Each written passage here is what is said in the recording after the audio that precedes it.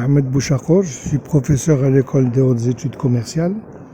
J'ai été invité à cet événement pour animer un atelier, donc assurer la présentation d'une communication sur le choix du partenaire en investissement, dans les projets d'investissement. Je pense que pour promouvoir la destination Algérie, il faudra un programme national coordonné qui permettra à tous les acteurs concernés d'entrer en scène au moment voulu. Et donc c'est toute une chorégraphie qui devra être mise en place pour attirer les investisseurs. En premier lieu, une stratégie de promotion de l'image de l'Algérie à l'étranger, pour dissiper les inquiétudes, dissiper les appréhensions, et à partir de là, dérouler tout le programme que je viens d'évoquer.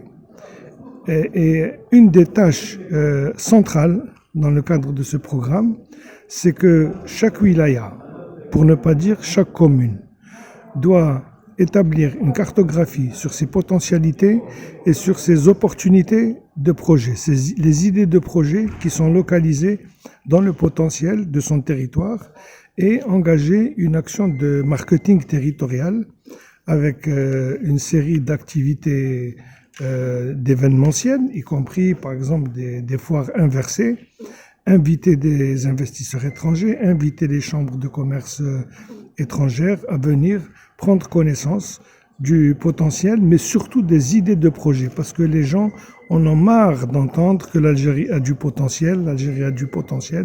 Ça fait 60 ans qu'on le répète, mais si vous présentez des idées de projet qui peuvent être pris en charge par des opérateurs étrangers, là, il peut y avoir, progrès dans la démarche.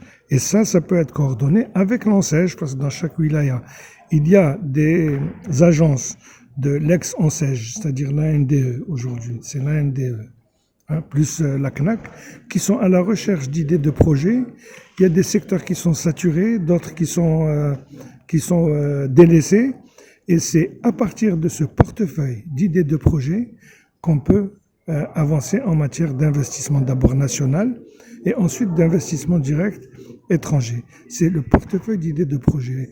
Dernièrement, il y a eu une réunion avec le chef de l'État, des réunions des Wali. Moi, je m'attendais à ce que le chef de l'État leur dise: je veux que chaque Wali me présente un portefeuille d'idées de projets et engage une action de marketing territorial pour attirer les investisseurs. Malheureusement, cette rencontre n'est pas allée jusqu'à ce niveau concret de l'approche qui permet ensuite aux Wali de devenir des Wali entrepreneurs, parce qu'ils sont engagés dans la responsabilité de créer de l'investissement et de créer de l'emploi de manière très concrète. Peut-être que c'est une idée qui va se concrétiser à l'occasion des prochaines rencontres. Voilà comment je vois promouvoir la destination Algérie, parce que on en a trop parlé et à la fin ça devient un peu lassant. Quelques-uns des points faibles ont été... C'est trop facile de dire Doing Business a signalé les insuffisances d'Algérie qui est mal classée, etc. etc. Bon, c'est important Doing Business, mais il ne faut pas exagérer l'importance de ce classement et de ces critères. Premier paramètre, c'est la stabilité qui garantit la sécurité juridique et qui garantit la sécurité des investissements, qui souvent sont des investissements lourds qu'on ne peut amortir qu'au bout de 4, 5 ans, 6 ans. Et donc, le premier critère, c'est la stabilité. À l'intérieur de cette stabilité, il y a la lisibilité du contexte algérien. Il faut que les choses soient lisibles, qu'on arrive à comprendre et à intégrer les données du contexte politique, administratif et institutionnel. À partir de là, je pense que chaque investisseur étranger peut faire son choix, comme un lèche-vitrine peut faire son choix sur une grande avenue en passant de vitrine en vitrine. l'Algérie constitue une vitrine parmi tant d'autres et les candidats à l'investissement sont attirés par les conditions qui sont les meilleures pour leur prise de risque. Investissement des pays similaires et essayer d'être au moins alignés sur les mêmes conditions qui sont affichées. Je vous dis, c'est comme une série de boutiques avec des vitrines et vous comparez quel est le produit le moins cher. Donc vous comparez quelles sont les conditions offertes par chaque boutique. La boutique Algérie doit s'aligner sur ce que proposent des pays similaires en matière d'attractivité de l'investissement. Voilà. Donc, selon vous, c'est parce que quand vous avez des ressources naturelles qui ne vous ont rien coûté, nous n'avons rien fait comme effort pour produire le pétrole qui est sous nos pieds, dans le sous-sol. Il suffit juste de l'extraire et de le vendre et on a beaucoup d'argent. Pourquoi voulez-vous qu'on se casse la tête à s'investir dans la compétitivité, dans des secteurs où il faut prendre des risques, investir? Le pétrole a un effet d'éviction sur tous les autres secteurs. L'idéal dans un pays qui a des ressources naturelles serait qu'il ne fasse que produire des ressources naturelles, les vendre, avoir des devises et tout importer.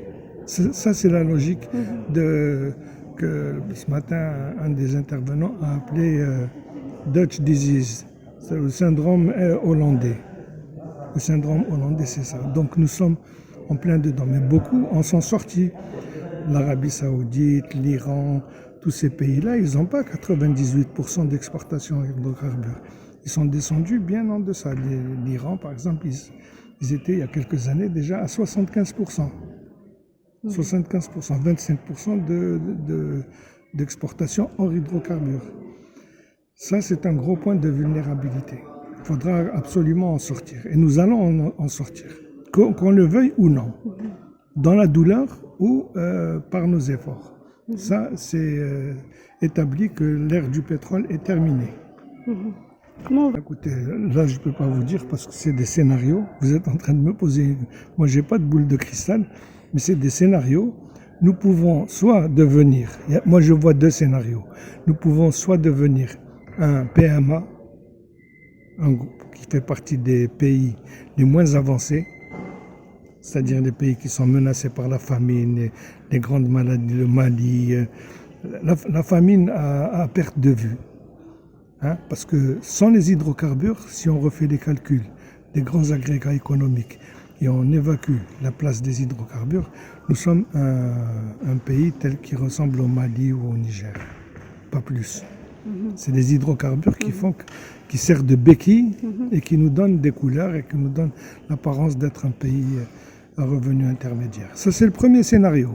Deuxième scénario, que l'Algérie émerge et fasse sa place parmi les pays à revenu intermédiaire, mais sans les hydrocarbures, en entrant dans les chaînes de valeur internationales, en développant donc l'investissement, le progrès technique, l'éducation, et nous pourrons devenir un pays émergent.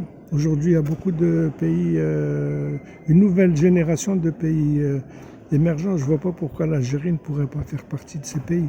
Et qui étaient, il y a 10, 15 ans, des pays extrêmement pauvres, qui sont aujourd'hui émergents. Donc nous, on peut prétendre faire partie des futurs pays émergents. Ça, c'est le deuxième scénario. Vous me direz qu'est-ce que vous souhaitez. Je vous dirai bien sûr que je souhaite le deuxième scénario. Bien sûr, évidemment. Merci.